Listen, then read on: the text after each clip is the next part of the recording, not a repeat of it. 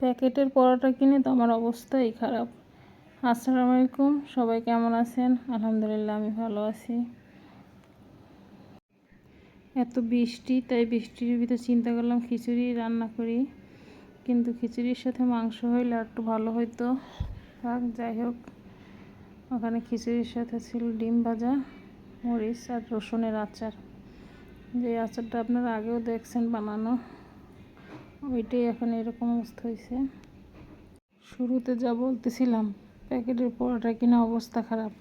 মোবাইলে শুধু সবাইরে দেখি পরোটা কিনে নিয়ে এসে রেখে দেয়, ভাজে আর খায়। আমিও চিন্তা করলাম এত সুবিধা, তাহলে আমিও কিনে নিয়ে যাই। যখন মন চাইবে তখন শুধু ভাজবো আর খাবো।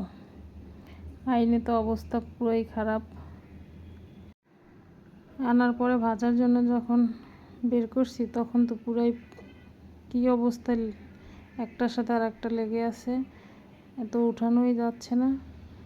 কাঁঠালের আঠার মতো, কাউরে কেউ ছাড়তে চাইতেছে না। ভাজতে গিয়ে যে কী একটা অবস্থা হয়েছে, এর থেকে মনে হয়েছে আমি ঘরে যদি হাতে বানাইতাম এর সে সময় আমার অনেক কম লাগতো। দেখেন কীভাবে উঠাইতেই পারতেছি না কোনো রকমেরই। জানি না এরকমটা শুধু কি আমার সাথেই হয়েছে না সবার সাথেই হয়।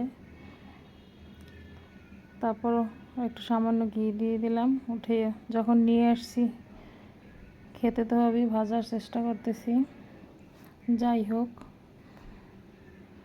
যেরকম ভাজা হয় ওই রকমই খাবো। ফ্রিজে একটু গরুর মাংস রান্না করা আছে, ওইটু গরম করেই খাবো। আর যদি কেউ ডিম খায় তাকে ডিম দিয়েই দিব। বহুত কষ্ট করে পরোটা কটা ভাজলাম, চিন্তা করছি আর কিনে আনবো না, আর সে আমি ঘরেই বানাবো, তাতে আমার অনেক কষ্ট কম হবে। আর এই একটা চুলাও বারবার শুধু বন্ধ হয়ে যাচ্ছে, মানে ভাজতে যাই পুরোই আমি যাক কি আর করা, কষ্ট টষ্ট করে শেষমেশ সবগুলোই ভাজলাম। এই যে সবগুলোই ভাজা হয়ে গেছে, সবাই এখন গরম গরম খাবো।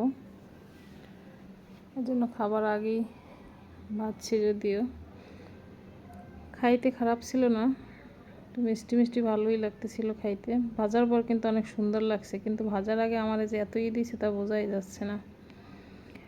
তারপর বিকেলে একটু বাইরে গেছিলাম, অল্প একটু ভিডিও নিয়ে আসছি। দোকানে গেছিলাম পর্দার, ওইটাও শেয়ার করলাম। ঘরের পর্দা বানানোর কথা চিন্তা করতেছি, তাই দেখতে গেছিলাম যে কীরকম বানানো যায়। তো দেখে পছন্দ করে বানাইতে দিয়ে আসছি। যদিও সবাই ভালো থাকবেন, আমার জন্য দোয়া করবেন। আল্লাহ হাফেজ, বাই বাই।